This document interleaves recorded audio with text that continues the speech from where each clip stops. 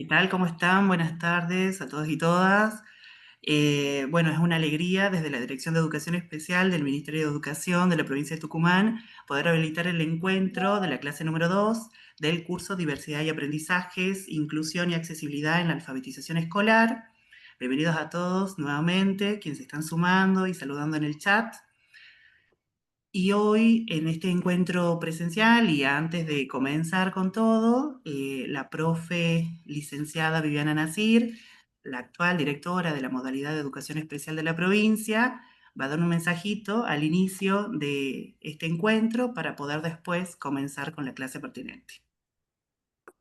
Gracias, Alexis. Bueno, darles la bienvenida a todos, profes. Veo nombres conocidos y otros no tanto, pero bueno, en realidad estamos muy contentos de poder comenzar con este ciclo de capacitaciones y la verdad que es un orgullo, un honor tenerlo a Daniel del Torto, que bueno, tanto conocemos lo que él escribe, pero hoy compartiendo con nosotros para que podamos aprovechar esta clase, hacer preguntas, interactúen. La verdad que es la forma en la que queremos que sean nuestras capacitaciones, no solamente escuchar, sino también participar. Seguramente si algunas preguntas quedan sin responder después, Daniel con todo gusto en la próxima charla podrá responderla. Por Así supuesto. que bueno, agradecerles el participar en nuestras capacitaciones, saquen el provecho, apliquen todo lo que aprendan en su vida laboral, en las aulas porque necesitamos profesores comprometidos para que la inclusión realmente sea como uno merece, como los niños merecen. Así que bueno, bienvenidos profes y vamos a quedarnos por acá escuchándolo a Daniel, que va a ser un placer. Gracias. Buenas tardes a todas y todos. Bueno, muchas gracias, profe. Ahora voy a dar una breve introducción a la gran trayectoria del profesor Daniel del Torto. Voy a tratar de resumirla lo más pronto posible y breve posible para dar inicio al encuentro. Bueno, Daniel es licenciado en Ciencias de la Educación, profesor en Psicología, Filosofía y Ciencias de la Educación, profesor especializado en discapacidades visuales. Se ha desempeñado como maestro, directivo, inspector de enseñanza y asesor docente en el ámbito de la educación especial en la provincia de Buenos Aires, profesor en institutos superiores de formación docente en carreras de educación especial, educación primaria, educación inicial, historia y matemáticas, docentes de las cátedras de teorías pedagógicas y de psicología de la educación en la Universidad Nacional de La Matanza, capacitador docente y ha publicado numerosos trabajos en revistas y libros.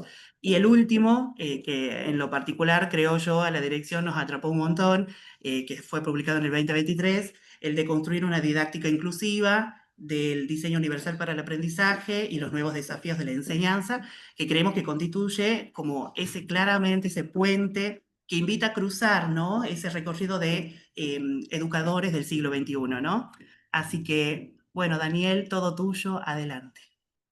Bueno, primero muchas gracias Alexis por la presentación. Eh, un gusto para mí, la verdad que es la primera vez que si bien he participado en otros encuentros en otras provincias, que no me había tocado en Tucumán. Así que es un gusto. Desde el momento, bueno, que me convocaron, fue algo que me interesó mucho ser parte de este proceso de formación, de capacitación, eh, porque me parece que estos procesos, más allá de que, ¿no? Como todos en algún momento hemos dicho, eh, los saberes o las capacitaciones tienen que bajar, tienen que venir de arriba, tienen que, digamos, creo que hay que poner un equilibrio en eso, ¿no?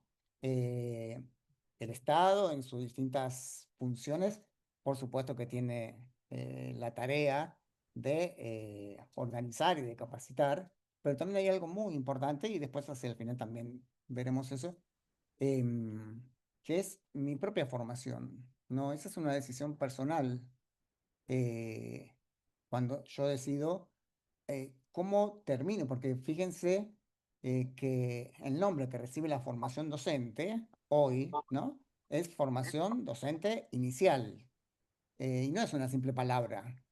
Lo que está diciendo es que, bueno, acá te damos las primeras herramientas en el profesorado, pero la formación docente es continua y permanente, ¿no? Entonces, esto tiene, insisto, que ser un equilibrio, ¿no? Entre eh, mi propia formación y capacitación, que va a ser hasta que me retire, o no, que seguirá de acuerdo al interés de cada uno. Y después también, como puede ser el caso de hoy, ¿no? En donde eh, desde la política educativa se plantea una propuesta de formación y de capacitación. Bueno, espero, así como decía Viviana y Alexis, eh, como no es mi intención hablar yo solo y estar 1 hora y media haciendo un monólogo, pero bueno, sí, aunque sea con el tipo de interacción que nos permite por el chat, aunque sea. En todo caso, preguntas así puntuales, si las quieren anotar en el chat, después las copiamos, por las dudas que no quede alguna, eh, y las van haciendo, y si yo la leo y puedo responderla en el momento, lo hago. Bueno, voy a empezar compartiendo pantalla.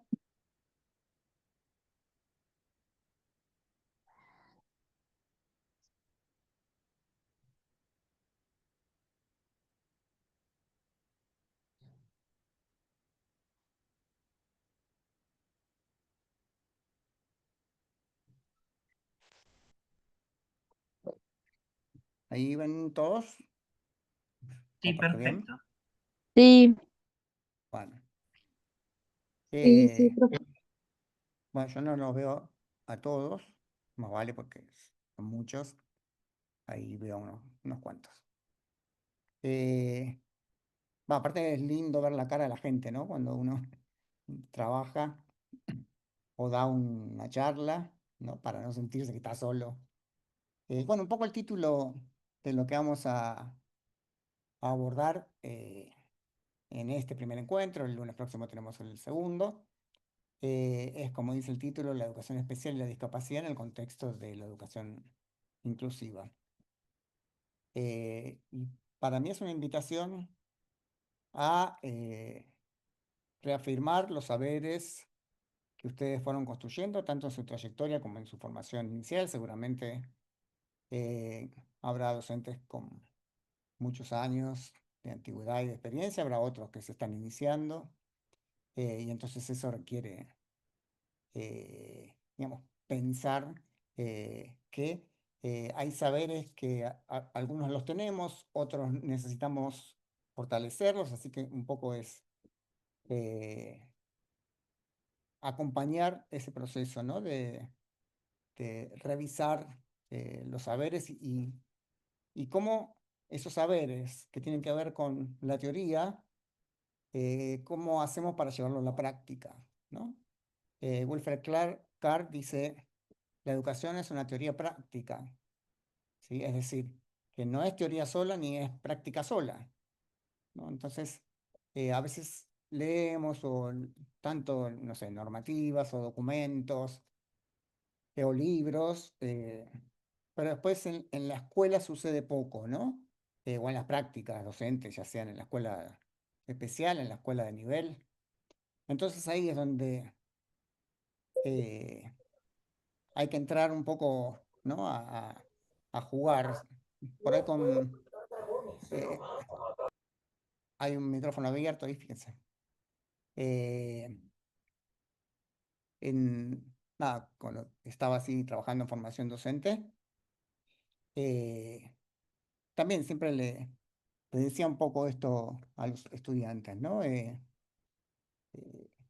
Uno puede llevar a cabo una aproximación desde aspectos teóricos, eh, pero la práctica es una tarea personal de cada uno. No sé si vi que ahí que eran como 78, 75.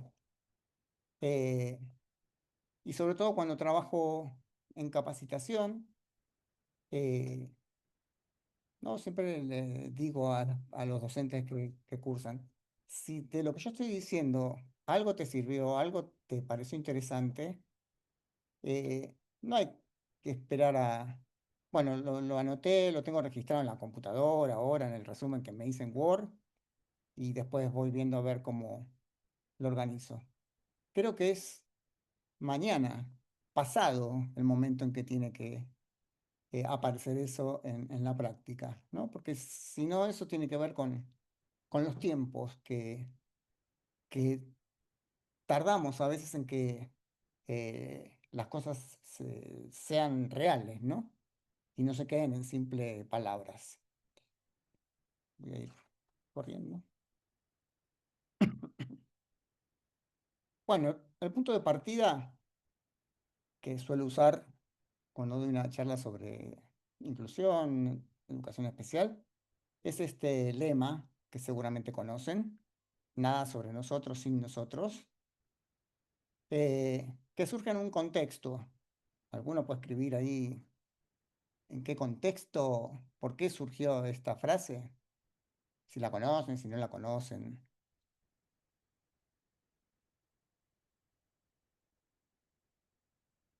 Abro el chat.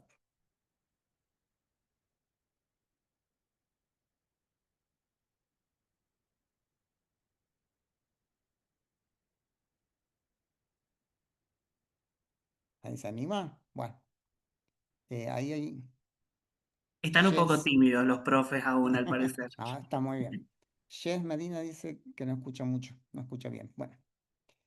Bueno, esta frase, nada sobre nosotros, sin nosotros, eh, se dio en el marco de la organización de la Convención Internacional de los Derechos de las Personas con Discapacidad, ¿no? Y fue este colectivo de personas con discapacidad las que alertaron a todos los que estaban, ¿no? A todos los países, estados partes que estaban,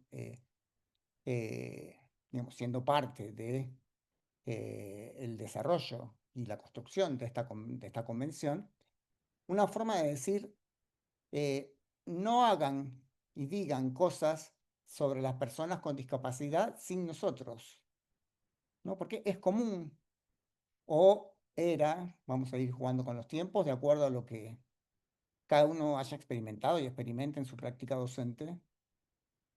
Es común que tomemos decisiones acerca de las trayectorias de nuestros estudiantes, ya sea en su recorrido por la educación especial o en su recorrido por la educación inclusiva, por la escuela de nivel. Eh, claro, esto porque no quiere decir que porque un estudiante esté en la escuela especial no esté incluido, está incluido también, ¿sí? Eh, muchas veces nos reunimos con los equipos, con los profesionales con los que trabajamos, eh, directivos, profesores, etcétera, y tomamos decisiones acerca de las trayectorias de los estudiantes. Y por ahí tendríamos que preguntarnos cuántas veces le preguntamos a ese estudiante qué es lo que quiere de su trayectoria, ¿no? Eh, porque estamos tomando una decisión respecto de lo que es su vida, de lo que es su trayectoria educativa, ¿sí? Y entonces este lema, que no se limita solo al ámbito educativo, porque saben que la convención, igual después la vamos a nombrar un poquito, abarca distintas dimensiones de la vida, desde la salud, el trabajo, la educación. Y entonces las personas con discapacidad están diciendo, no decidan por nosotros, sino que nosotros queremos ser parte de esas decisiones, ¿sí? Por eso es una frase muy significativa en este contexto y sobre todo en la inclusión. Bueno, más o menos el recorrido que les voy a proponer en lo que vamos a hacer hoy, que esperemos que lleguemos, y si queda algo pendiente lo retomamos el lunes próximo, va a ser un poco revisar algunas concepciones de educación especial, de discapacidad, hacer una mirada sobre el devenir histórico, sobre diversos modelos y paradigmas, ¿no? Como dice ahí la placa, yo creo que siempre retomar las raíces son valiosas para poder comprender nuestros procesos, ¿sí? Eh, ¿Por qué sucede algo en la educación o en la escuela en la actualidad? Bueno, una buena pregunta es ir a su raíz, ¿no? ¿Por qué esto se hizo así en determinado momento? Entonces, eh, podemos analizarlo. ¿Por qué hay pizarrones en el aula? ¿Por qué los pupitres es común? Tal vez haya modificaciones en muchas escuelas, pero ¿por qué los pupitres están uno atrás del otro? ¿No? Eh, ¿Por qué se enseña el mismo tema a todos en el mismo lugar, en el mismo tiempo? Esto no es porque sí, esto tiene sus raíces históricas. Fueron decisiones que tomaron personas, pedagogos, ¿sí? En cuanto a cuáles eran las mejores formas de educar en determinado momento histórico. Eh, por eso es importante pensar, ¿no? Y recién decía, bueno, mañana cuando entro a mi aula o al espacio donde trabajo, sea maestro en la escuela especial, sea un maestro de apoyo, sea un docente de nivel, bueno, ¿cómo modifico eso? ¿Sí? ¿Qué puedo aportar para que se instale algo nuevo? Porque si es normal y es común poner las mesas uno detrás del otro, eh, estamos repitiendo algo que tenía una función, ¿sí?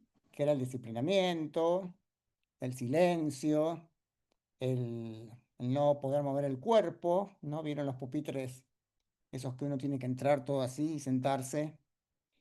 Eh, bueno, la función del pupitre, precisamente, la función histórica que tuvo, era controlar el cuerpo, porque se entendía en ese momento que se aprendía con la mente, nada más. Con que la cabeza esté atenta y el cuerpo esté quieto, eso bastaba para que un niño y una niña pueda aprender. Bueno, y todos estos distintos modelos y paradigmas, vamos a ver entonces sus implicancias educativas y digamos, sus perspectivas pedagógicas, ¿no? ¿En qué impacta? Por supuesto que siempre en el contexto de la educación inclusiva y de las prácticas docentes. Hay bueno, acá estoy citando una frase de José Saramago acerca de salir de la zona de confort. Y que la verdad que a veces esto está tanto en libros de autoayuda ¿no? Y de todas esas cosas que la escuchamos un montón de veces y a veces hasta molesta, ¿no? Porque uno dice, ufa, tengo que salir de la zona, todos insiste con esto de salir de la zona de confort. Leemos la frase y después hago una relación con otro aspecto. Saramago dice, eh, bueno, así como está esta frase, hay otras, ¿sí? Porque me parece importante retomar o citar autores y leerlos, ¿no? Como parte de el aporte bibliográfico que podemos hacer a un discurso que sea que del Torto habla y se la pasa hablando. Nada, la teoría que está en los textos, en las bibliografías, como iremos viendo, también son fuente para el estudio y para la formación, ¿sí? Bueno, Saramago dice, perdón, no sirve la misma forma para todos. Cada uno inventa la suya propia. Hay quien se pasa la vida entera leyendo sin conseguir nunca ir más allá de la lectura. Se quedan pegados a la página. No entienden que las palabras son solo piedras puestas atravesando la corriente de un río.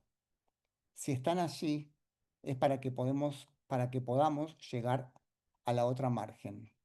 La otra margen es lo que me importa, ¿sí? Eh, Saramago acá está haciendo, digamos, eh, esa metáfora, ¿no? Si bien usa la idea del libro, de que alguno se queda siempre en la misma página y hay otro que se anima a dar vuelta, ¿no? O puede ser esta idea de cruzar el puente. Eh, y la respuesta en ocasiones es, bueno, siempre se hizo así. Entonces, nada, ¿para qué lo vamos a cambiar si siempre se hizo así? Y salir de esta zona de confort nos moviliza, ¿no? De alguna forma, porque implica que nos tengamos que poner como un sujeto activo. eh, y existe lo que se llama la pereza intelectual, ¿no? Que a todos nos pasa, ¿eh? Eso de que es más fácil que haga el otro, ¿no? Ustedes tendrán la experiencia como docentes, seguramente, no sé, plantearán algunas estrategias en donde a veces se explican y otras, no sé, plantean la organización de grupos, ¿no? Entonces, cuando uno dice, bueno, se van a dividir en grupos y les voy a entregar tal texto, todos, como que no quieren. Pero si piensan en ustedes como docentes, cuando van a algún tipo de capacitación o a seguir algún estudio de posgrado, lo que sea, en la universidad o donde sea, ¿no? Y el profesor dice exactamente lo mismo, como adultos nos pasa igual, ¿sí? Porque en ocasiones preferimos la actitud pasiva de estar escuchando, bueno, que el otro me explique, yo tomo nota. ¿Por qué? Porque el hecho de que me diga, bueno, se van a poner en grupo, ahí se tiene que activar mi cabeza y tiene que pensar, ¿no? Y esto es lo que a veces mucho, lo que cuesta, ¿no? En salir de esa zona. Y el ejemplo que quería poner de esto, ¿no?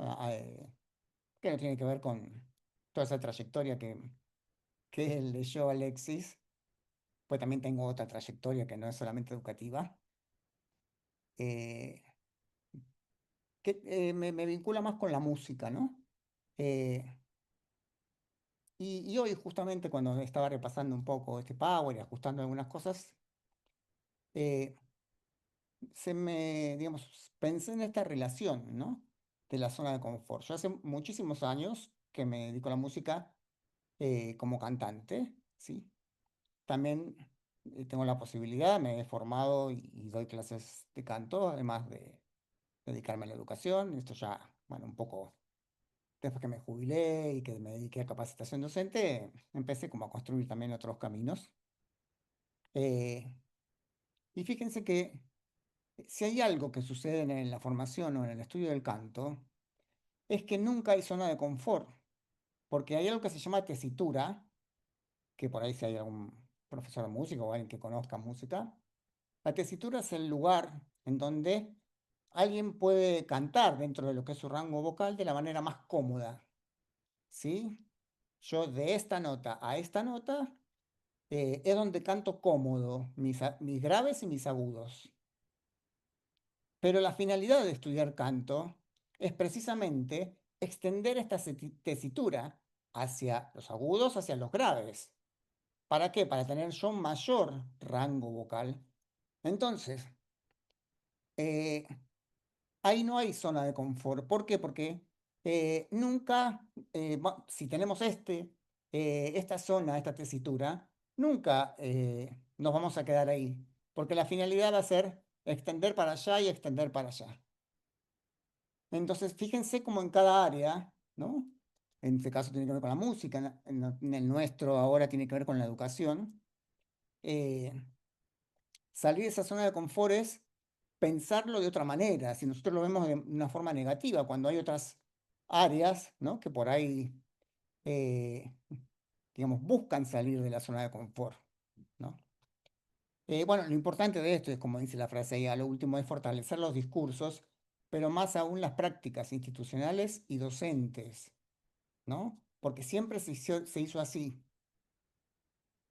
Siempre se forma para ingresar a la escuela, ¿no? Ahora, ¿por qué se forma? ¿No hay otra forma de entrar a la escuela?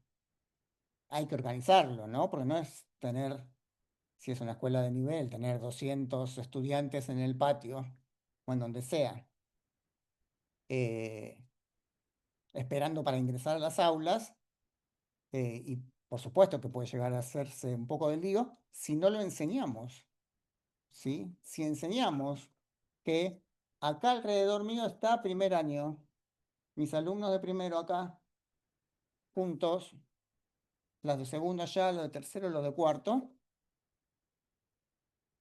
saludamos a la bandera, hacemos el rito de inicio que corresponde, y no hay ninguna fila. Después vamos caminando al aula. Ay, pero es un lío, pues se van a pegar, se van a pelear. Si lo enseño no va a ser un lío, ¿sí? Pero como estamos acostumbrados a que formamos fila y vamos a las aulas, entonces todo el mundo está en orden, siempre se hizo así. No tenemos que salir de esta zona de confort. Y como este ejemplo de la práctica de la fila, ¿no? De la formación hay muchos.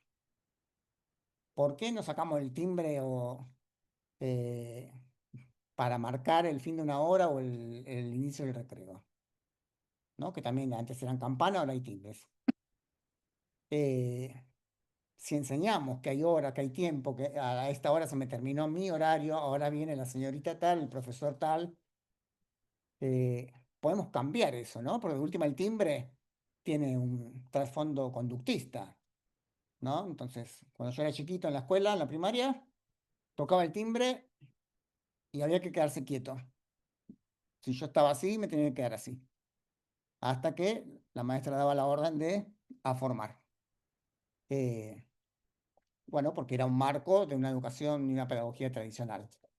Hoy estamos en otro momento. Si pedirle a un niño que se quede quieto, y es algo, digamos, que primero que tenemos que trabajar, ¿qué es quedarse quieto? No me puedo mover. ¿Por qué no me puedo mover?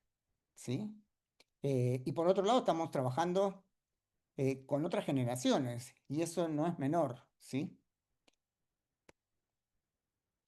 Entonces, en este devenir histórico, y esto no lo voy a leer, es simplemente, después igual le voy a hacer llegar alguna información de esta, eh, es vincular un poco la educación especial a este recorrido y a este trayecto histórico, ¿no? En palabras, fíjense, si lo pueden ir leyendo, cada uno, que habla de irracionalidad vinculada a la locura, al manicomio como el centro que va a restaurar esa locura, a la anormalidad educable, a los centros de atención deficientes, al fracaso escolar,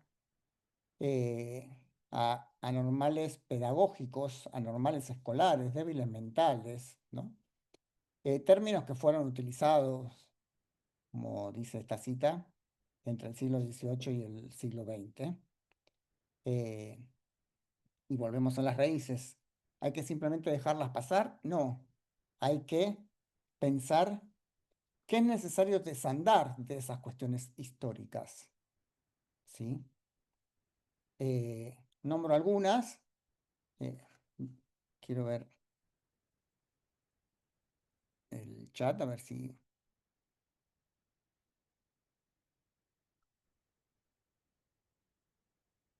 alguien escribió algo. Bueno, por ahora no, si me sale. ¿Qué concepciones históricas tenemos que desandar?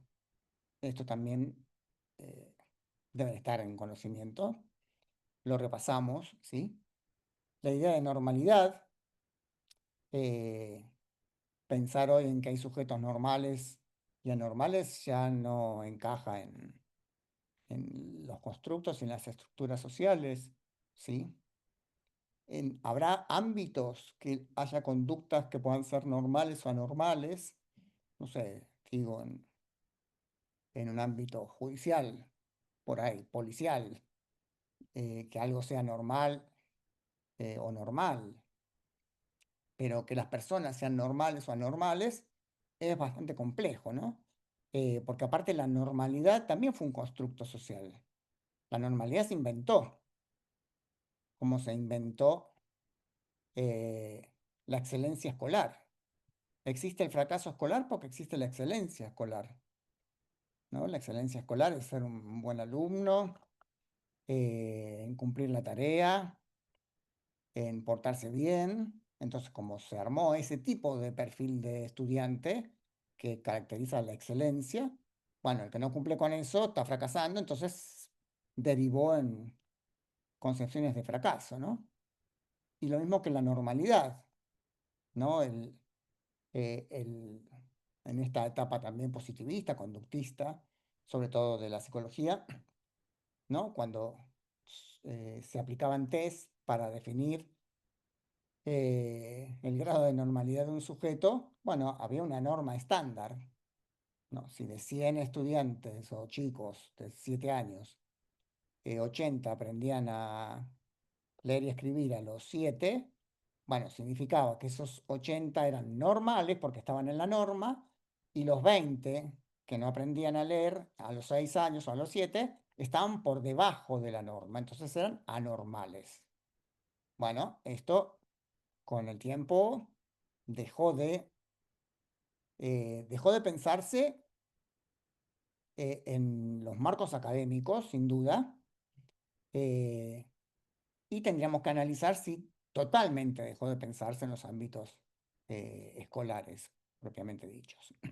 Lo mismo sucede con la edad mental, esto habría que ver, que se supone que la educación especial ya no se maneja con estos términos, ni con cociente o coeficiente intelectual, o con el concepto de inteligencia, ¿sí? ¿Alguien se anima a poner qué es hoy la inteligencia? Quiero buscar el chat. ¿Cómo definiríamos hoy la inteligencia? No se vale googlear, ¿eh? No tengo el chat. O si alguien quiere sacarse el micrófono y decirlo, está bien. Así más rápido. Buenas tardes. Hola, María Belén. ¿Cómo está? Yo ¿Cómo lo estás? Un definiría gusto. como, así, sin ninguna concepción teórica, como el poder hacer uso de los recursos que uno tiene para poder desenvolverse en la vida, en el día a día. Bien, sí. Es una forma de definirla. Ahora le agrego a un aporte a lo que dijiste. ¿Alguien más que quiera decirlo? Hola, sí, yo más o menos algo parecido. Hola Isabel, ¿cómo estás? ¿Cómo está, profe? Sí, para mí es similar, es la capacidad o la habilidad que tenemos las personas para poder ir resolviendo diversas situaciones. Bien, ahí está la Con palabra. esa Sí, te escucho Isabel, perdón. con las herramientas de las que hablaba mi compañero, Ujú. que a veces Bueno, tenemos muchas, a veces no tantas, a veces las vamos construyendo y bueno, y ujú. ahí se convierten en habilidades o capacidades. María Belén lo dijo desde una forma más coloquial, ¿sí? E Isabel utilizó los términos más técnicos, ¿no? Porque precisamente, como decían ellas, la inteligencia ya no es, digamos, el que puede resolver problemas de matemática, ¿no? Sino que es el que tiene o el desarrolla capacidades y habilidades para resolver nuevas situaciones. Entonces, fíjense en nuestra tarea como docentes, qué importante que es, ¿no? Porque siempre digo en todos lados que si a mí me hubiesen evaluado por la matemática, no hubiese llegado a ningún lado, ¿no? Eh, y hay todavía un trasfondo de esto, ¿no? Sin querer meterme mucho en política, y está bien que se evalúe, ¿no? Cuando hacen las pruebas así nacionales o provinciales, está bien que se evalúe los saberes en lengua y matemática, ¿no? En prácticas del lenguaje y matemática, que después creo que se empezaron a poner algunos otros saberes, pero, por ejemplo, no hay nadie que evalúe los saberes de la música o nadie que evalúe los saberes en torno a las ciencias sociales o las ciencias naturales o la educación física, ¿no? Eh, Porque, bueno, todavía hay algo como que el conocimiento básico y lo que va a dar inteligencia es la matemática o las prácticas del lenguaje, ¿no? Por eso es necesario también, cuando pensamos en un proceso de inclusión, cuando pensamos en un estudiante que está en una escuela especial, también pensar en estos conceptos de inteligencia, ¿no? O de normalidad. Eh, Porque eh, nuestra tarea es enseñar habilidades a ese niño, adolescente, joven, ¿no? Para que pueda resolver situaciones en el marco de sus posibilidades.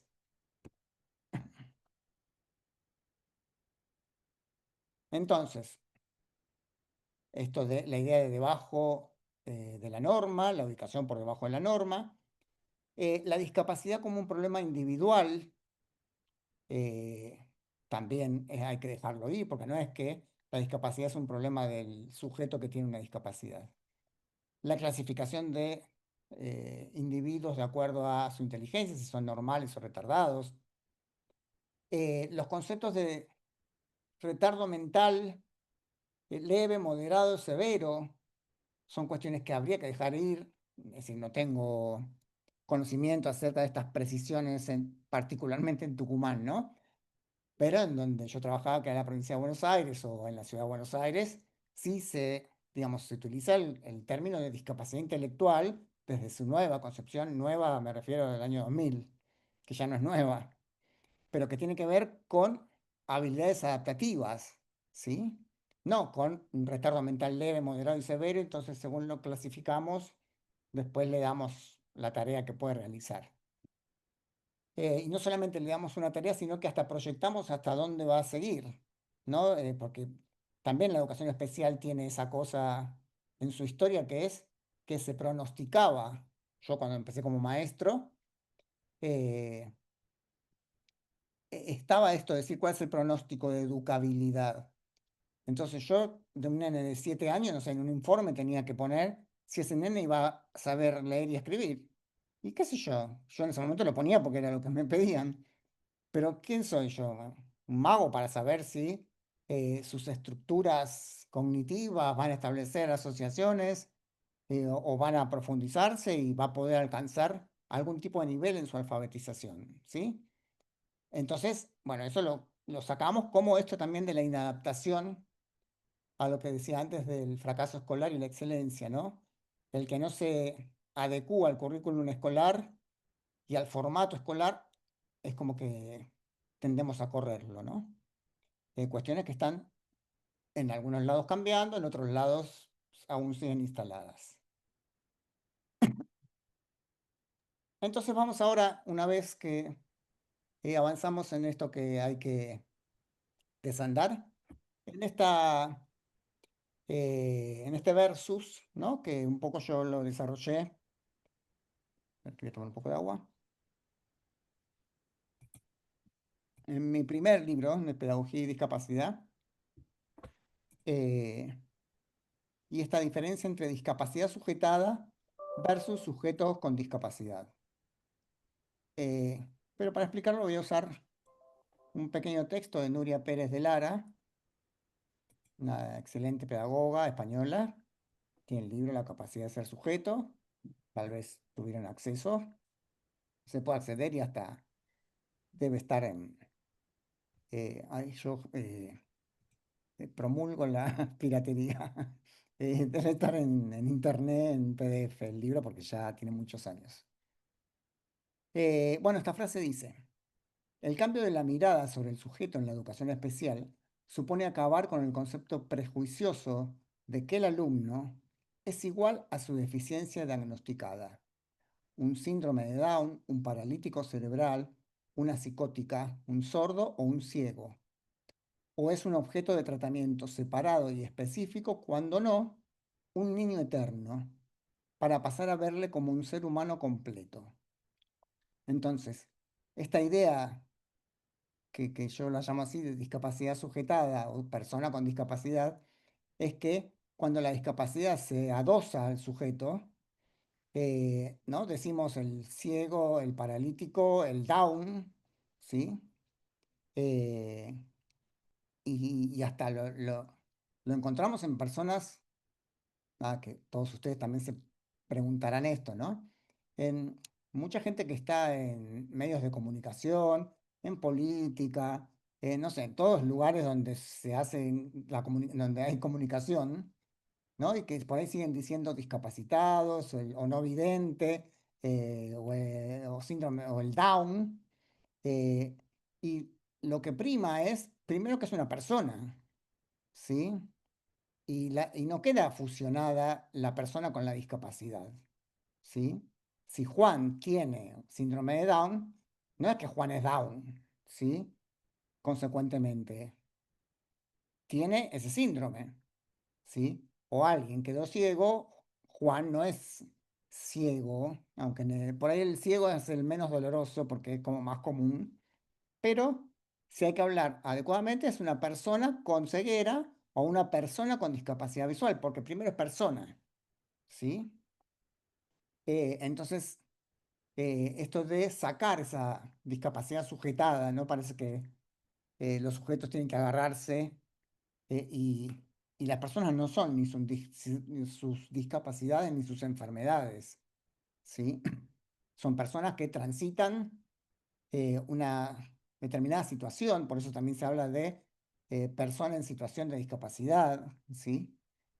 Porque esto es algo que puede, a veces en algunas reuniones o capacitaciones, lo digo así de esta manera extrema, de que la discapacidad es algo que por ahora no está en la vida, en la mía sí, ¿no? Ahora les comento por qué, pero por ahí ninguno de ustedes tiene una discapacidad, pero dentro de 2 minutos, voy a ser así medio bruto, les agarra una CB y pasaron a ser una persona con discapacidad. Entonces, a veces la gente no tiene ni esta empatía ni este pensamiento de decir que la discapacidad es algo que nos puede pasar a todos, ¿no? A mí me pasó porque, bueno, yo fumé y me generé yo mismo la discapacidad. Yo tengo el POC, acá al lado tengo mi mochila de oxígeno porque para trasladarme necesito mochila de oxígeno. Por ahora puedo hablar bien, digamos, si necesito respirar, me voy a poner mi mochila. Eh,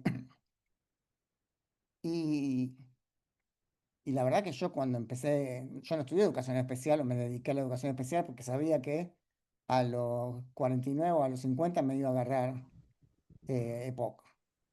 Nada, se presentó el EPOC y realmente me generó una discapacidad. Y así puede pasarle a cualquiera, ¿no? Entonces eso creo que si podemos pensar eh, la discapacidad desde ese lugar, eh, digamos, podemos tener otra forma de vincularnos con las personas con discapacidad, ¿no? Por ahí no nosotros que estamos más, que es nuestro campo de trabajo, nuestro medio de acción y por algo hemos elegido esto, ¿no? Eh, y sí, recalco también esto que dice Nuria de un niño eterno, ¿no? Como algo que hace también hacia el interior de la educación especial que se vuelva más asistencialista, ¿sí? Que educadora. ¿Por qué? Porque si yo hablo de que Juan tiene síndrome de Down y tiene 18 años, ¿sí? No es un niño, ¿sí? Entonces para el Día del Niño lo disfrazo de payaso y lo hago jugar en el pelotero. No porque no pueda jugar, no, estoy poniendo ejemplos extremos. Es un sujeto de 18 años. Seguramente su sexualidad se ha desarrollado, ¿sí? También sus necesidades, sus deseos, sus intenciones, ¿sí? Y ahí es donde tiene que acompañar en la educación especial. Porque si la educación especial se vuelve asistencialista, primero que va a estar en un paradigma ya recontra superado, y además no cumple su función, ¿no? Y ahora vuelvo a hacer una pregunta y el que quiere se desmutea. ¿Cuál es la finalidad última de la educación especial? Yo de nuevo. ¿Cómo no? Este, ser personas autónomas, Ujú. independientes. Poder darles las herramientas para que adquieran habilidades y capacidades dentro de sus posibilidades para que puedan desenvolverse con la mayor independencia posible, ¿Y para qué? desde Para mi, desde mi punto de vista. No, Y no, para sí, insertarse, para ser eso. sujetos Ujú. activos socialmente, laboralmente, Perfecto. educativamente. Esa misma, lo que dice Isabel, es la finalidad de la educación especial. La finalidad de la educación especial no es tener a los chicos con discapacidad abrazaditos porque son los angelitos. No. y tenerlo hasta los 30 años en las escuelas o a los 50. Cuando yo empecé a trabajar, había en las escuelas de discapacidad intelectual, había, o en los llamados centros de formación laboral en su momento, gente de 50 años, ¿sí? Entonces, como maestros de educación especial, incluido, cuando hablamos de inclusión, se supone que el que está incluido, si tiene posibilidades de seguir sus estudios, ¿no? Hay distintas discapacidades, ¿no? Yo puedo hablar de una Profe. discapacidad, ¿sí? Perdón, disculpe. No sé si se podría agregar o estoy errada, ¿no? En decir que la persona, lo que comentó mi compañera, sería hacer uso de sus derechos, ¿no? O sea, Tal poder cual, sí, ejercer sus derechos de su sexualidad, su educación, su autonomía, totalmente. un trabajo, o sea, Ujú. brindarle eso también. Y tal cual, María Belén. Y a veces eso también implica que en ese trabajo tengamos que incluir a la familia. Siempre trabajamos con la familia.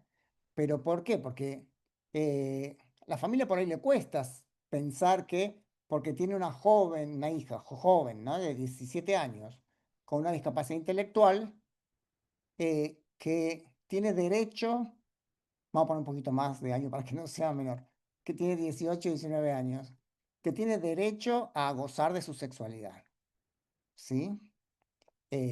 Hasta una persona con discapacidad motora, ¿sí? La familia, por supuesto que debe ser difícil, ¿no? Pensar en eso, pero ahí también está nuestra tarea en acompañar. Por eso cuando ya la persona con discapacidad va teniendo más edad, ¿sí? También nosotros tenemos que acompañar e ir hacia otro lado, porque si tiene 18 años y sigue pegando papelitos en una mariposa, y bueno, algo ahí no está funcionando, ¿no? O solamente se la pasa, no sé, haciendo pizza en un taller y no sale de eso, eh, bueno, le estamos dando las herramientas para que él pueda, puede que tenga, todo depende del sujeto, si acá el sujeto es único, no puedo hablar de la generalidad, habrá quien no pueda hacer una pizza, y entonces, bueno, habrá que ver cuál es el grado máximo de autonomía, ¿no? Como decía Isabel, esto de la autonomía, si yo pienso en alguien, no sé, con sordoceguera o alguien con una discapacidad motora severa, si lo que él puede hacer es elevar su mano con un repasador y limpiarse la baba, eso es autonomía. Que no tenga que estar yo limpiándole, ¿sí? O la mamá o quien sea, porque eso es lo que puede hacer. Entonces, a eso tengo que ir, a la posible autonomía de cada uno, ¿sí? Y ese es el lugar de la educación especial. No asistirlo permanentemente, sino también correrme. El apoyo se brinda un tiempo y se retira. Es decir, y eso tiene que ser, después hablamos también de un poco de apoyos y la semana que viene, pero cuando uno planifica un apoyo, se dice, ¿no? No lo hacemos por ahí generalmente, pero yo cuando planifico un apoyo, también debería planificar el retiro del apoyo, ¿sí? Perdón, ¿no? Que interfiera en la conversación. Sería Sí. como que nosotros en educación especial estamos educando a los alumnos para la vida, para que puedan salir adelante en un momento, porque muchas veces se piensa en el alumno con discapacidad en la escuela, pero no se Ujú, tiene una mirada más amplia de que qué pasa con ese joven, con ese adulto cuando claro. sale de la escuela especial, cuando ya no es parte de nosotros. Ujú. Ellos tienen una vida, tienen que estar Sí. integrados en la sociedad, tener una vida sexual activa, como dice usted, tienen que saber eh, salir adelante. Y muchas veces no se piensa, solo se piensa en el tiempo que está en la escuela, que corresponde a la escuela primaria, a la secundaria, en los talleres. Y después cuando sale, cuando egresa de esos lugares, ¿qué pasa con esa persona ujú. con necesidades especiales? Bien decís, Delia, ¿no? Sí. No te veía, pero vi Sí, sí, que soy Delia, eh, perdón. acá, hola, ¿cómo estás? Eh, Mm.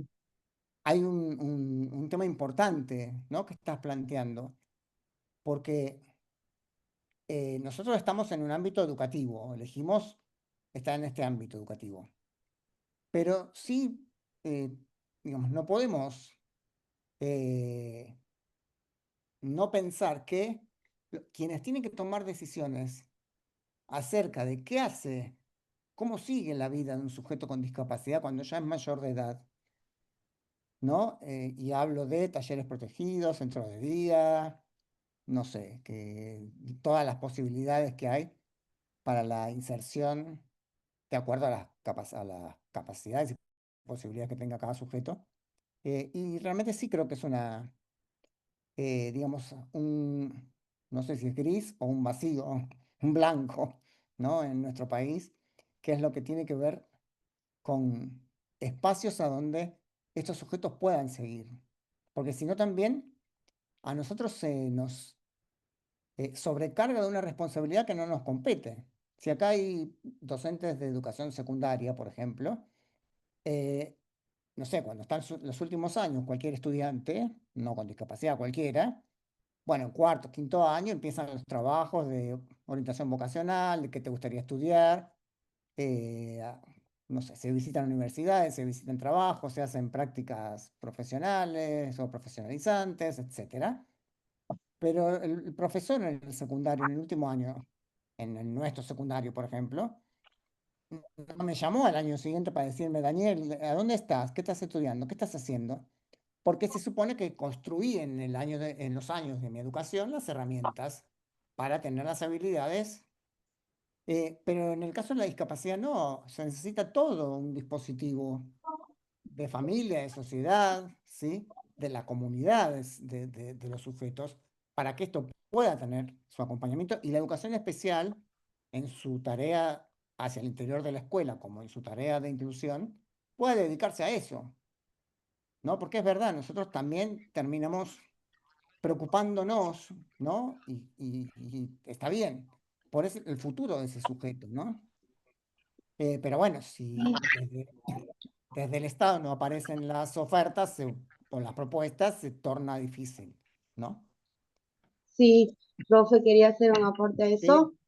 Por dime. ejemplo, nosotros en la escuela especial en la que estoy, trabajamos empezando desde ABD Ujú, todos los días, un momento de la clase al iniciar, y en cuanto al acompañamiento ya en la formación laboral en el tercer ciclo, en sí. formación laboral, digamos, donde están los chicos, hay un convenio muy importante acá, por ejemplo, con el municipio, en el que los chicos van a hacer las prácticas ahí y gracias a Dios acá en la ciudad donde vivo, en Trancas, hay una apertura impresionante en la sociedad, en el municipio, y hay chicos que quedan trabajando a partir de las prácticas estas que se realizan desde la escuela especial. Ujú, sí, claro. Eh, y tal vez yo creo, no sé si por ser una provincia o ser ciudades como más chicas, a lo mejor es más fácil o es tan complejo como sucede, no sé, en la capital de Tucumán, en la ciudad, digamos, ¿no? Claro, la verdad que no lo sé, yo creo que acá quizás porque es más chico, porque está todo como Ujú, más controlado, no sé, pero no sé. Dios quiera que siga en todos lados sea igual, pero acá la verdad que se ve mucho el tema de inclusión. seguro, seguramente que sí. Gracias por el aporte. Bueno, y vamos a algunas tensiones históricas para llegar, digamos, al modelo de lo que queremos hablar particularmente hoy, pero bueno, ya hace fácil 25 años que la educación especial transitó un cambio de paradigma, ¿no? Por ahí muchos de ustedes son jóvenes, por ahí no habían nacido, y la educación especial antes estaba centrada, como veíamos, en un paradigma médico, psicométrico, centrado en lo asistencialista, ¿sí? En esto del coeficiente intelectual, la normalidad, ¿sí? Lo primero que se pedía era un diagnóstico médico. Los test psicológicos o psicométricos tenían mucha validez porque determinaba si ese sujeto, como dije antes, iba a aprender o no, si era leve, moderado, severo, y entonces ahí se pronosticaba. Se pasó a un paradigma más pedagógico y curricular, ¿sí? Que digamos, lo que resurgió o surgió fue la concepción de educabilidad, ¿no? De que todo sujeto es educable en las posibilidades que tenga, pero todo sujeto es educable. No hay sujetos no educables y sujetos educables. Todo sujeto es educable. Como dije antes, por más que lo que aprenda sea a levantar levemente su mano y a limpiarse por sí solo la baba que se le cae con el repasador. ¿Sí?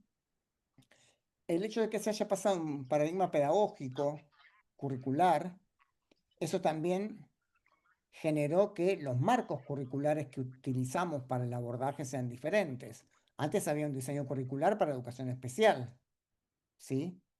Y bueno, ya hace muchos años que el diseño curricular es único, con las dificultades que esto trae y, digamos, eh, y no es fácil tener que aplicar un diseño curricular y hacerle los ajustes, ¿no? Esto todo un tema para discutir también. Y bueno, de este tránsito de paradigmas, ya hace también muchos años, y en muchos lo pongo con comillas, porque en educación hay una variable que es el tiempo, y que me parece que a veces no somos tan conscientes, ¿no? De que nos tomamos tiempo para pensar qué vamos a hacer, cómo vamos a incluir mejor, cómo vamos a enseñar mejor a un niño con discapacidad, cómo vamos a resolver el problema del futuro de los adultos con discapacidad. Y sigo preguntándome, y pasan los años, ¿sí? Y los sujetos que eran chiquititos cuando estaban en la sala, ya sea en el jardín de nivel o en una sala de jardín de la escuela especial, nada, ya está, ya pasaron los 20 años, ya se fue, ¿sí? Pero los docentes nos tomamos tiempo, o la educación se toma el tiempo para ver cómo hacemos para cambiar la educación. Mientras tanto, hay sujetos que son los importantes, hay personas que están transitando la vida, ¿sí? Y la verdadera vida de un sujeto no es en la escuela, ¿sí? Eh, lo más importante de la vida no es si aprendí la tabla del 4. ¿Sí? Si yo le pregunto a ustedes qué es lo más importante de sus vidas, nadie me va a decir la tabla del 4 que aprendí en tercer grado. Me van a decir, no sé, mi casamiento, mi divorcio, el día que tuve mi hijo, el día que me recibí, porque la vida es eso, no es las 4 paredes de la escuela. Entonces, ahí hay algo que en todo el sistema, ¿no? En el sistema social, el sistema educativo, hay una lentitud para mi gusto, ¿no? Bueno, y de este paradigma de educación inclusiva surge también el modelo de apoyos para eliminar las barreras del aprendizaje y la participación en el contexto de esto que decía antes de la Convención de los Derechos de las Personas con Discapacidad.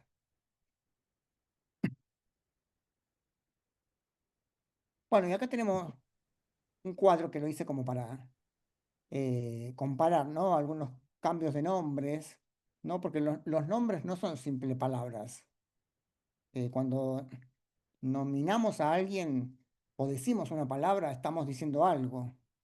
No es lo mismo decir inclusión que decir integración.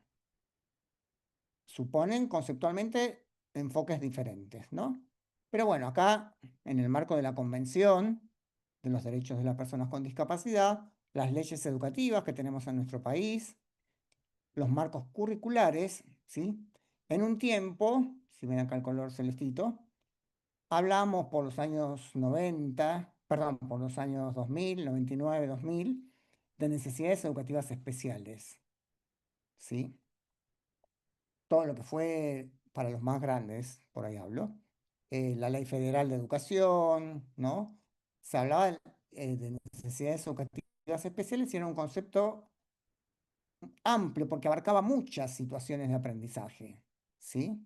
Por ejemplo, un niño con dislexia estaría dentro de la categoría de necesidades educativas especiales, pero un niño con dislexia no entra en la categoría de estudiante con discapacidad, porque la dislexia no es una discapacidad, es un trastorno de aprendizaje, ¿sí? Entonces, pero aún se sigue hablando de necesidades educativas especiales. Y el término adecuado debería ser estudiantes con discapacidad, estudiantes en situación de discapacidad. Porque también así lo plantea la Convención Internacional. ¿no? Entonces, pasamos por los años, como lo dije antes, 2000, por ahí, a principios del siglo XXI, de una mayor flexibilidad curricular, de ver, bueno, a ver qué puede aprender el sujeto con discapacidad, ¿no? De este paradigma pedagógico curricular que se hablaba de adaptaciones curriculares, en donde había que adaptar el currículum, y adaptar significaba cortar, sacar, eh, dar lo que se puede, ¿sí? Y la intención, digamos, tampoco era, bueno, eso, digamos, fue lo que se pensó en ese momento, ¿no? Pero eh, la idea de pensar en un currículum prescriptivo, en un currículum común, es dar la posibilidad que los sujetos accedan al conocimiento. El tema es cómo concebimos nosotros al conocimiento. ¿Sí? Si yo creo que la única forma de aprender, eh, a ver, déjame pensar un tema. El ciclo del agua, los estados del agua, ¿sí? Es pudiendo hacer una explicación científica y experimental de qué sucede con el agua en estado más frío, en estado sólido, gaseoso, bueno, bla, bla, bla, eh, voy a reducir la cantidad de sujetos que pueden aprenderlo. Ahora, si alguien se puede darse cuenta de alguna manera que el hielo sigue siendo agua, ¿sí? O demuestro con una pava que cuando sale hierve y sale el vapor, es el agua que está dentro, nada más que se transformó, cambió su estado, sigue siendo el agua. Ese sujeto aprendió algo de los estados del agua, ¿sí? O del líquido. Entonces, ahí está lo que decía antes respecto a cómo concibo yo la idea de conocimiento. ¿Quién soy yo para decir que alguien puede conocer algo o no? No, la Revolución Francesa es muy difícil. No, esto no lo enseño. ¿Sí? Y por ahí el sujeto puede aprender algo de la Revolución Francesa, que tiene que ver con que, bueno, fue un momento histórico que determinó derechos fundamentales para, históricamente, ¿no? Importantes. Por ejemplo, o cómo va a leer Romeo y Julieta de Shakespeare si eso es para eh, secundaria, que es complejo. Y un sujeto con discapacidad no se enamora, no tiene un amor imposible, ¿sí? No puede entender que eran dos chicos que se enamoraron, pero que sus familias no se querían o no querían, bla, bla, bla. Bueno, ya saben la historia de Romeo y Julieta, sin necesidad de tener que leer el cacho del libro de Shakespeare. Entonces, eh, acá hay un encuentro nuestro como docentes con el saber, ¿sí? ¿Cómo concibo yo el conocimiento? Y entonces ahí me va a dar más posibilidades o menos posibilidades para que ese estudiante que yo estoy acompañando pueda aprender.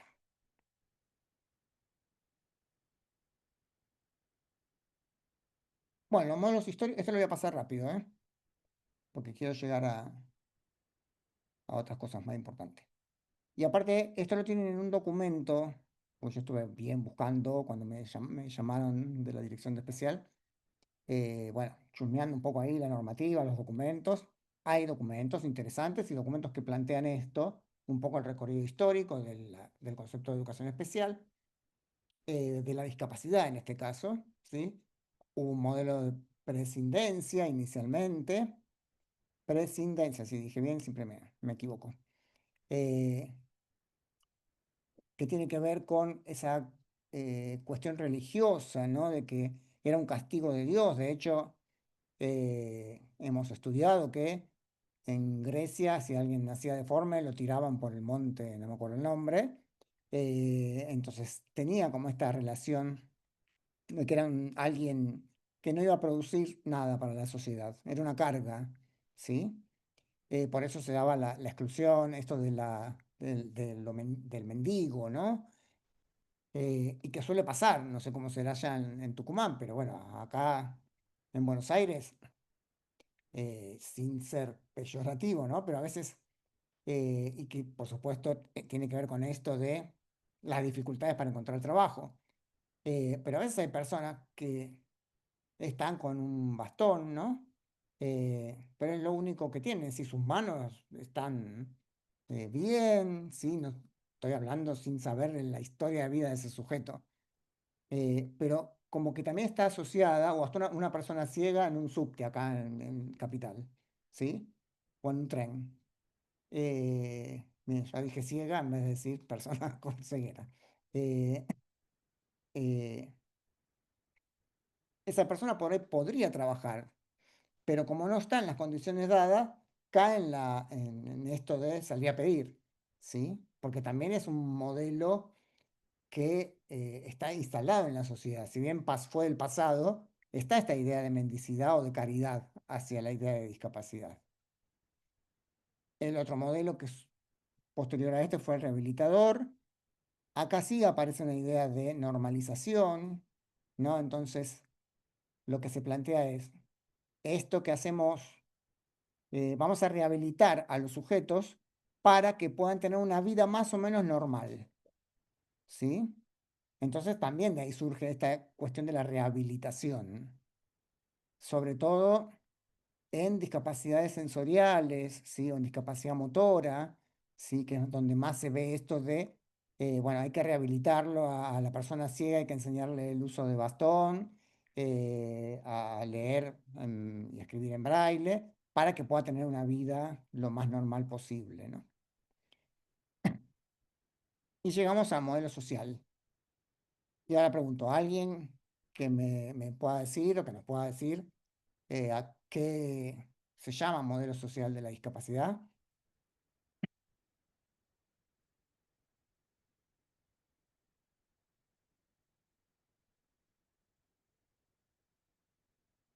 Vamos, si lo tienen que saber.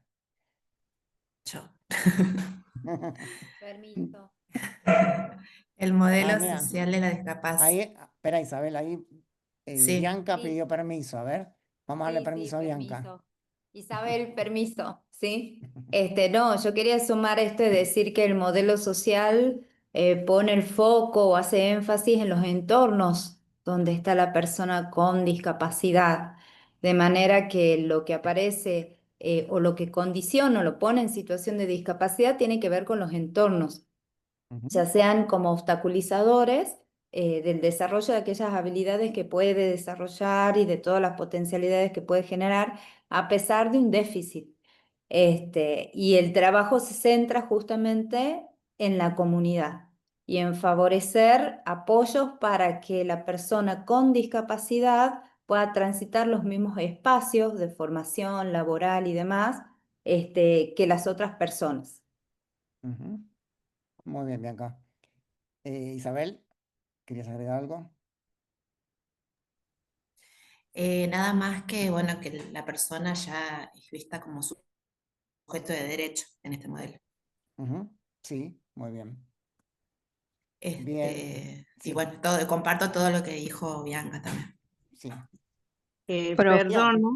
Perdón, y sí. yo nuevamente pido permiso. Cuando hablamos del modelo social, eh, coincido con la colega lo que dice, pero hay una parte que es muy cierta, que cuando las personas con discapacidad salen a esa sociedad que según tienen derecho y les pertenece como a Solamente todos, de la condición de la Ujú, persona, sino se eh, encuentran la en idea.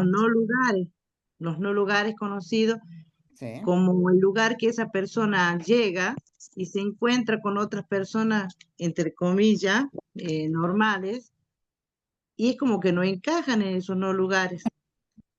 Ujú, Entonces, ahí viene un dilema de que se habla tanto del modelo social, pero cuando se está en la realidad de esa persona, de esa forma de vida, esa persona no se encuentra cómodo, no tal encuentra cual. ese lugar.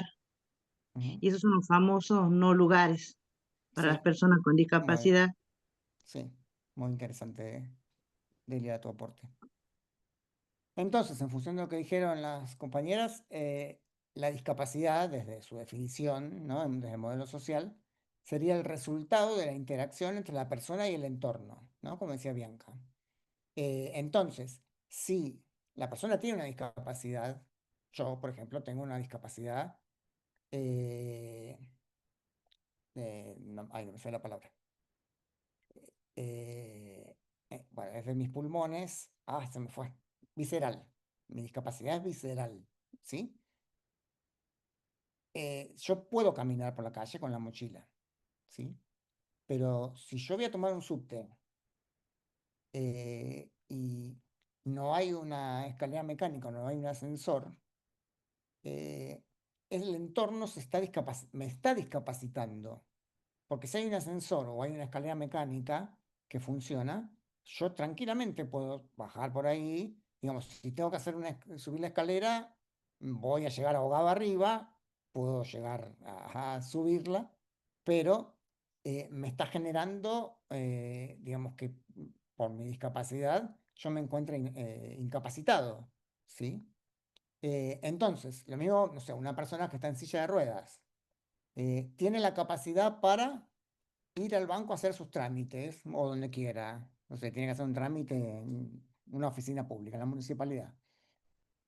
Lo puede hacer, pero si en el espacio donde vive, en su comunidad, no hay un transporte adaptado, la municipalidad no tiene los recursos para que la persona pueda ingresar, y bueno, la persona lo único que tiene sí tiene una discapacidad que es producto de X, ¿no? Está en silla de ruedas, no puede caminar, pero sí tiene la forma de llegar.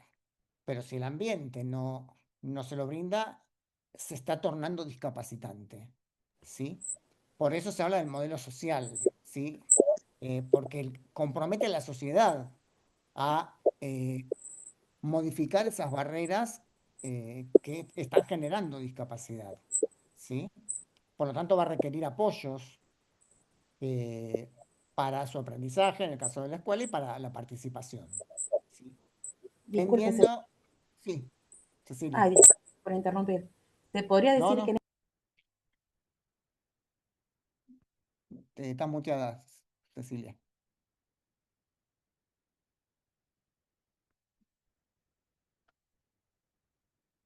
Bueno, después. Eh, ¿Se escucha, no?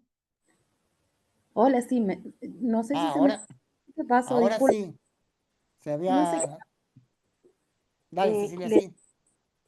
decía disculpe por interrumpir ya reiteradas veces, No, no, no, no hay que en problema. este caso el modelo social, y retomando un poco las palabras que usted había ¿Quién, quién qué? dicho No, anteriormente, no entendí la ah, pregunta. lo escribo en todo caso, No, no, decilo, dale. que retomando un poco sus palabras y esto del Sí, modelo social, podríamos decir que en este caso la, la sociedad, por así decirlo, en su caso en particular, lo convirtió de ser un sujeto con discapacidad en ser un discapacitado sujetado, por así decirlo. sí, sí, exactamente. Ya es el Claro, modelo social, no usted como sujeto propiamente dicho. claro. Cuando antes decía que la discapacidad antes era un problema individual, entonces, bueno, yo tenía que ver cómo me lo arreglaba, o mi familia, ver cómo me lo arreglaba, desde una perspectiva de el modelo social debería, ¿sí? Usted piense que el modelo social surge en el contexto de la convención también, año 2006, hace 19 años, ¿sí? Y todavía seguimos con toda esta carencia, esta falta de inversión, ¿no? Yo tuve la posibilidad, digamos, de ocupar, así como la directora de ustedes, fui director de Educación Especial de la provincia de Buenos Aires. eh, y bueno, cuando me tocaba por ahí hablar, ya sea con el subsecretario o el ministro de Educación, y yo les decía, mira, sin inversión no va a haber inclusión, porque eh, la inclusión requiere desde la accesibilidad de los edificios escolares, ¿no? Desde los cargos docentes otorgados con criterio, ¿sí? Eh, con una organización, digamos, diferente del sistema educativo, y eso implica dinero, ¿sí? Entonces, por eso es tan importante recalcar esto de la convención y de el valor que tiene, el lugar que tienen los estados partes, ¿sí? Que firmaron esa convención. Pero bueno, en el último libro, eh, como decía Alexis antes, construir una didáctica inclusiva, que tuve el gusto de escribir junto a una colega, Marcela Toscano.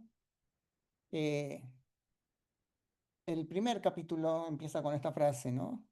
¿La educación será inclusiva o no será educación? Y suena lindo, pero es completamente difícil y compleja, ¿no?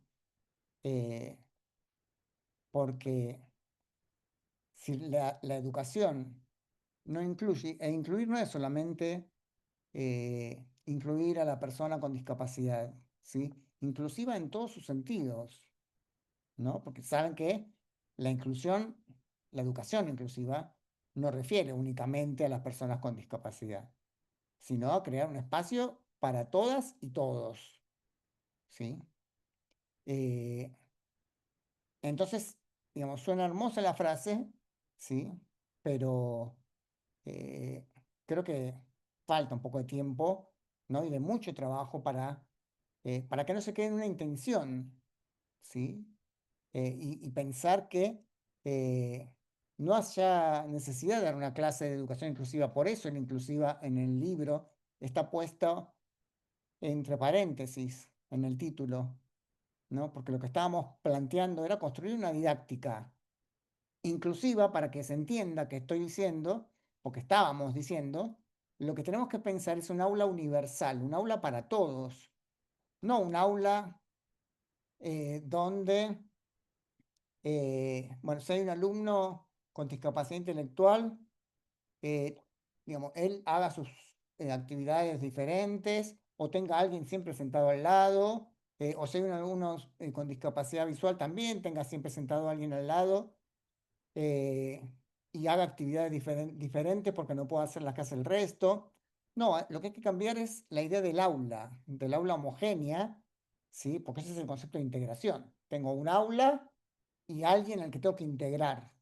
Incluir es, tengo un aula universal, en el sentido vinculado después a que no, hoy nos llamamos a llegar, pero bueno, si el encuentro próximo, al diseño universal para el aprendizaje, esa es una posibilidad, es un nombre, es algo que, una metodología que surge, ¿sí? Un enfoque, pero que no necesariamente también tenemos que agarrarnos de eso como lo único que existe. La idea es poder pensar el aula para todos. El DUA da las estrategias para poder implementarlo, ¿sí?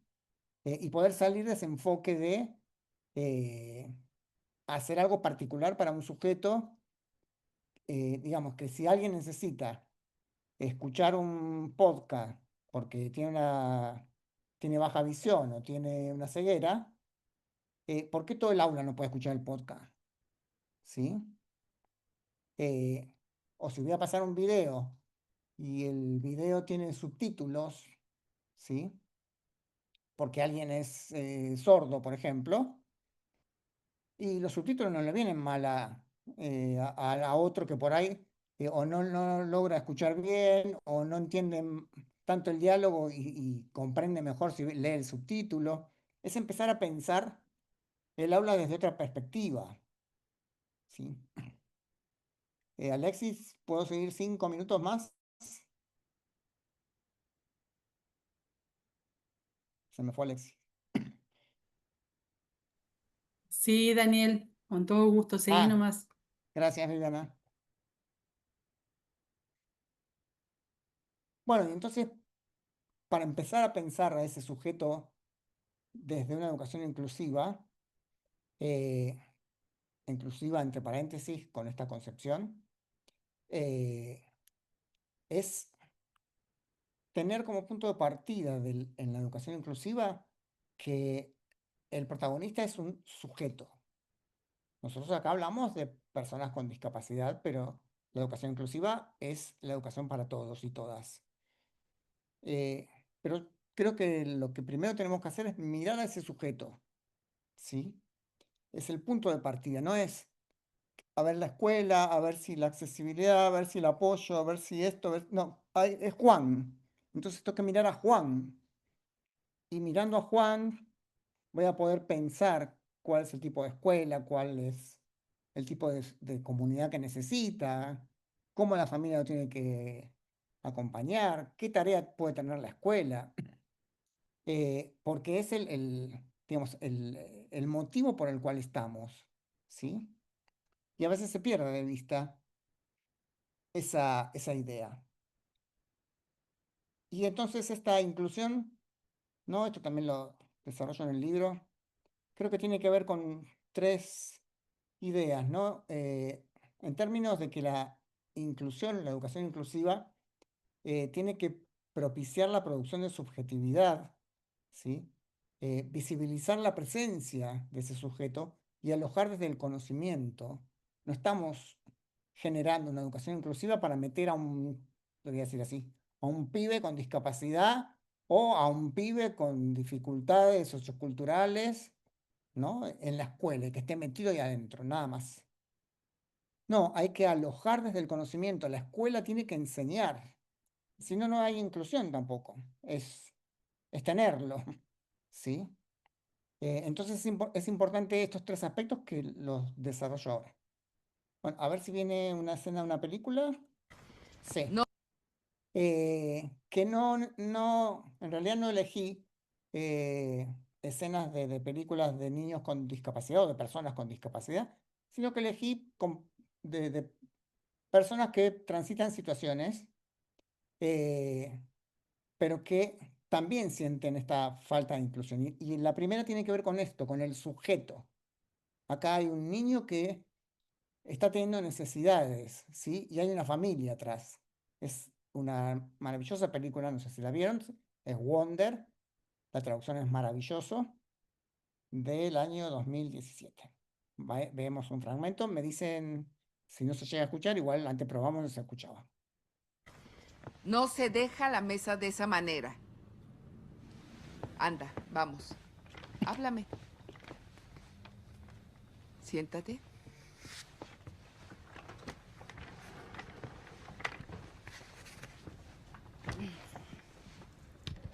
Quítate el casco, por favor.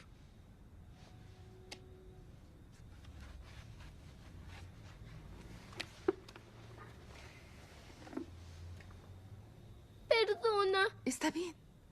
Todo va a estar bien. ¿Por qué tengo que ser tan horrendo? No eres horrendo, Oki.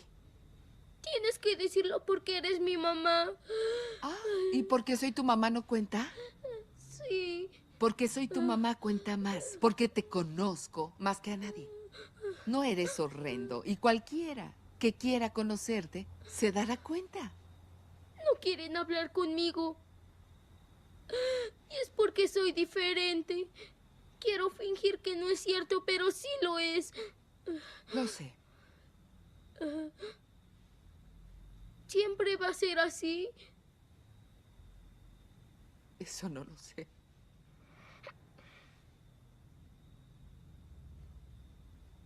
Cariño, escúchame. Mírame, ¿sí? Todos tenemos marcas en la cara. Tengo esta arruga por tu primera cirugía y estas de aquí por tu última cirugía. Este es el mapa que nos muestra dónde vamos. Y este es el mapa que nos muestra dónde estuvimos. Y jamás será horrendo. ¿Y todas tus canas?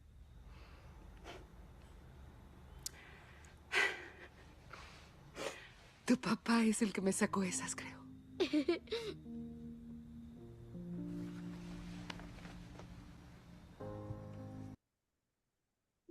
Bueno, una bella película, se la pueden ver, pero que además tiene todo un mensaje, ¿no? Por ahí resaltando la familia,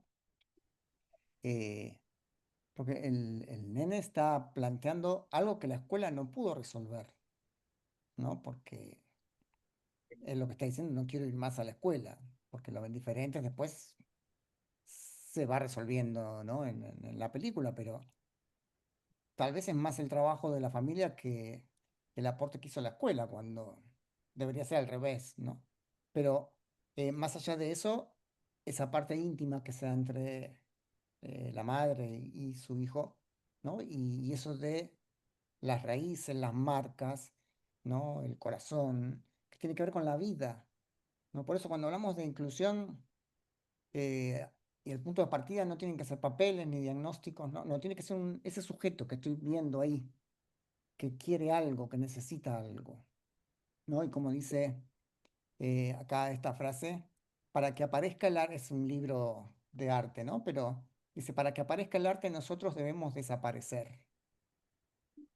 Y que lo tomo para decir, para que aparezca ese sujeto, yo tengo que desaparecer, ¿no? Si se va a tercerizar la educación, tenía una compañera que hace mucho hablaba de eso, cuando empezaron a surgir todos los acompañantes terapéuticos externos, y entonces todos los niños o adolescentes con discapacidad tenían un acompañante, ¿no? Y lo tienen algunos, nada, hay distintas normativas en las distintas jurisdicciones.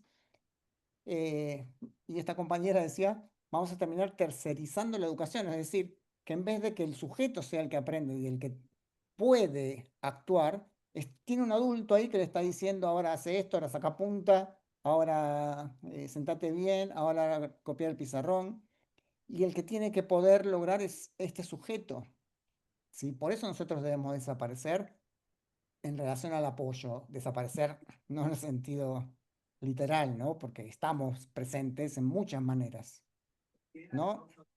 Siempre yo decía, cuando trabajaba tanto como director de escuela, como supervisor, el maestro de inclusión, habrá momentos que tiene que estar adentro con el alumno, habrá momentos que tiene que estar con el maestro o el profesor del aula, y eso lo vamos a ver después cuando veamos algo de coenseñanza. eh, la próxima, seguro. Em, y hay otras que el maestro de inclusión tiene que estar afuera. ¿Por qué? Porque tiene que aparecer ese sujeto, que es el niño que va a aprender. Si ese sujeto siempre tiene al lado a alguien y no siempre está el otro que le está diciendo qué es lo que tiene que hacer. ¿Sí? Dependiendo siempre, por supuesto, de la situación de cada uno, hay situaciones más complejas que otras. Pero sobre el tema de la inclusión, creo que hay algo, bueno, esto lo voy a pasar, después lo retomo la que viene, pero eh, así ya voy terminando. Y paso los dos videitos que están interesantes para que ustedes se queden pensando en esto y retomarlo. Esto tiene que ver con la presencia, ¿no? Como decía antes, visibilizar la presencia de ese sujeto. No es Juan con trastorno del espectro autista que la familia desesperadamente quiere que esté en la escuela de nivel. Bueno, ese es el contexto. Ahora vamos a ver a Juan, ¿no? Creo que hay algo que todavía nos falta debatir, ¿no? Y el primer capítulo del libro, este último, se llama La inclusión llegó y para quedarse. Y yo hace un tiempo que me estoy preguntando, y de hecho me invitaron a dar una charla fin de mes, y el título va a ser La inclusión llegó para quedarse. ¿Y ahora qué hacemos? Porque acá parece que la inclusión llegó, salieron normas internacionales, nacionales. ¿Y qué hacemos si tengo un sujeto, un niño? El término sujeto no es un término distante, por ahí es un término más psicológico, pero no lo digo por tomar distancia. Eh, sujeto, todo por sujeto quiere decir esto, desde la psicología, que está sujeto, ¿sí? Entonces implica mucho. Pero si tenemos esas circunstancias, porque calculo que pasa acá en Buenos Aires, debe pasar allá en Tucumán, chicos que no se quedan en el aula, chicos que tiran la silla, que no dejan dar clase, o 4 estudiantes en una propuesta de inclusión, más 4 acompañantes. Bueno, un montón de problemáticas, ¿no? De situaciones. Entonces mi pregunta es, sí, la inclusión llegó, está todo hermoso. ¿Y ahora qué hacemos? Hay que poner la cola en la silla y pensar qué hacemos, porque no hay mago, ni va a venir ni el ministro de Educación, ni Dios, ni, no sé, ni Montessori a decirnos qué es lo que vamos a hacer con estas situaciones. Entonces, creo que no se terminó el proceso de la educación inclusiva. Se instaló y empezó, pero hay que seguir pensando, porque lo que hay que transformar es un sistema educativo que quiere hacer algo que es poner sujetos en una situación por ahí más compleja, en el contexto igual, con las mesas una delante de la otra, haciendo silencio. Bueno, y eso es lo que a veces genera que haya algunas dificultades en este proceso. Bueno. Y entonces, en esta presencia, hay algo importantísimo que es para mí, y que es el liderazgo educativo del director, el liderazgo de los supervisores, ¿sí? Que yo creo que son los primeros que tienen que dar cuenta de esa presencia, ¿no? Porque son los que representan a toda la institución. Un profesor o un maestro de un aula representa su aula, pero el directivo representa a toda la institución, ¿sí? Y en esta película se puede ver también una situación que no es de discapacidad, pero que hay un director que está, al principio pareciera que no, pero que está abriendo a la inclusión, a toda la escuela. Y es una película que se llama Al frente de la clase, del 2007. Did you hear any noises during the quiet parts? Yeah, so did I. They're pretty annoying, aren't they? The person making those noises is Brad Cohen.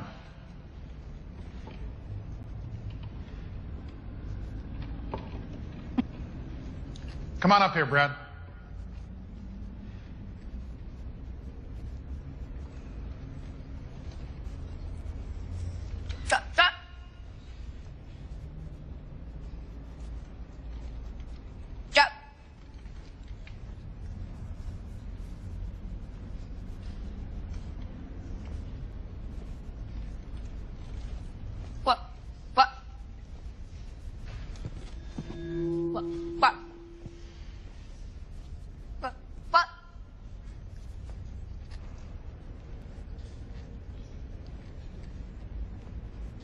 Do you like making noises and upsetting people, Brad? No, sir. Then why do you do it? What? Because I have Tourette's syndrome. What's that? It's a thing in my brain that causes me to make weird noises. But you could control it if you wanted to, right? No, sir. It's a sickness. Well, why can't you just get cured? There isn't any cure. I don't like making noises any more than you like hearing them.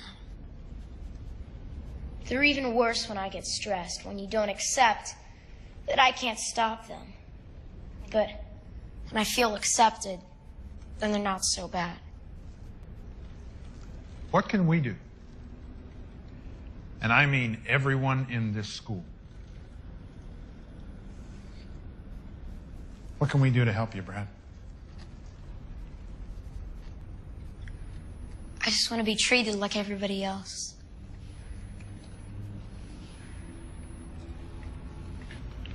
Good job. Give me some.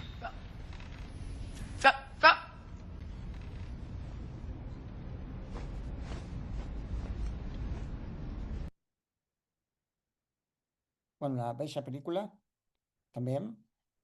Y esta pregunta, ¿qué podemos hacer para ayudarte? Y me refiero a todos, dice el director, ¿no? Y aparecen las maestras mirándose. Entonces, fíjense lo importante, y con esto sí vamos cerrando, ya la próxima esto nos va a llevar al diseño universal para el aprendizaje y a estrategias centradas en la alfabetización, basadas en el DUA, ¿no? Y a otros también, digamos, a pensar esto que le dije antes de la coenseñanza, de tipos de estrategias que podemos usar en el aula. Si alguno quiere ahora hacer alguna pregunta, Isabel.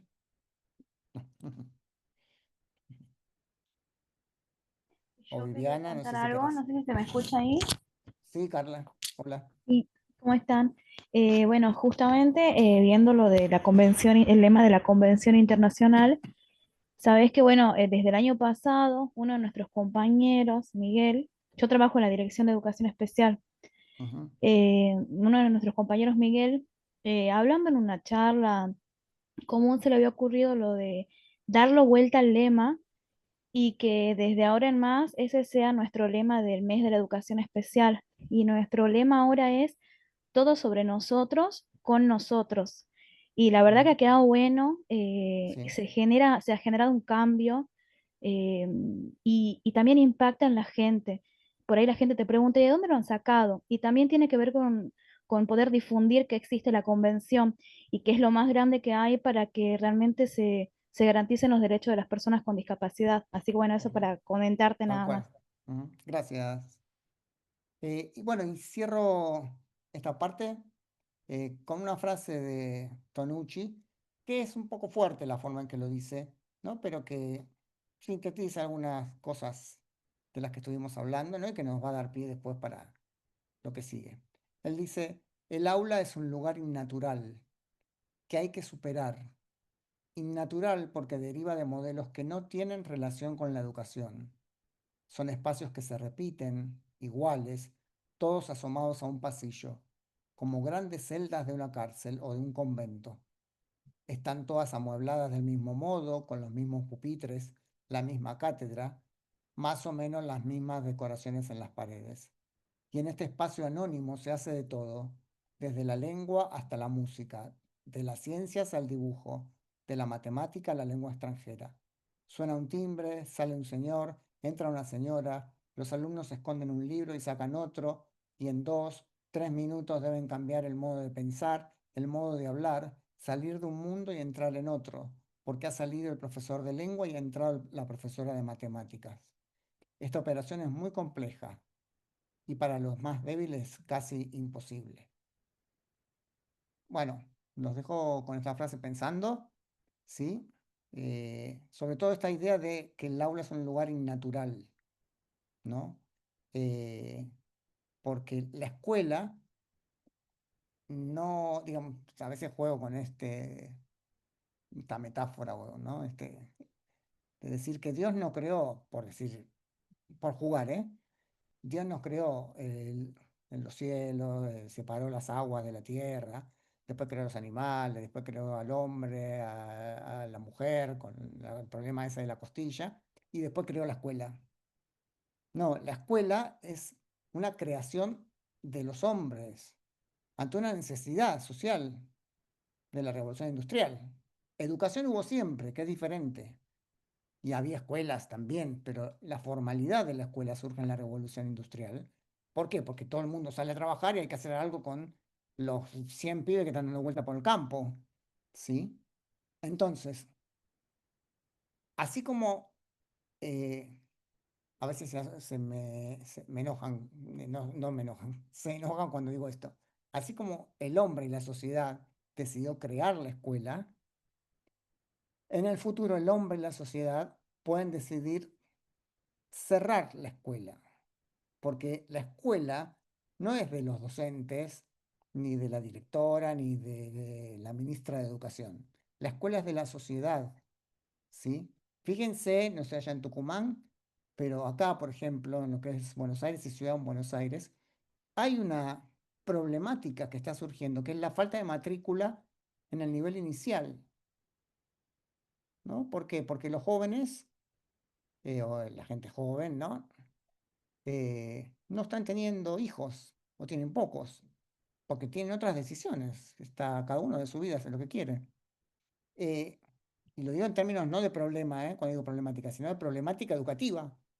¿Sí? ¿Qué sucede? ¿Sí? Cada vez son menos y de hecho en los lugares que conozco hay jardines que tienen 10 alumnos. ¿sí? Bueno, esto es un tema de evolución de la sociedad y de las generaciones. Los que somos más grandes podemos decir, ay, ¿cómo van a cerrar los jardines?